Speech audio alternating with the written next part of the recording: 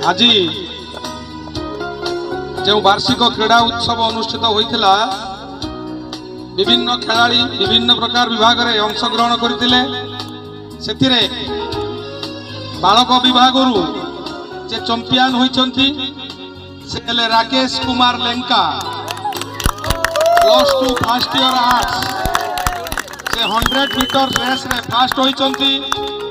जैवेलिन throw रे fast होती एवं लंग जंप रे फास्ट होती राकेश कुमार लेंका मु अनुरोध करी आमर मुख्य अतिथि मार्कंड सार को अनुरोध करी से राकेश कुमार लेंका को पुरस्कार दे सम्मानित करेंगे।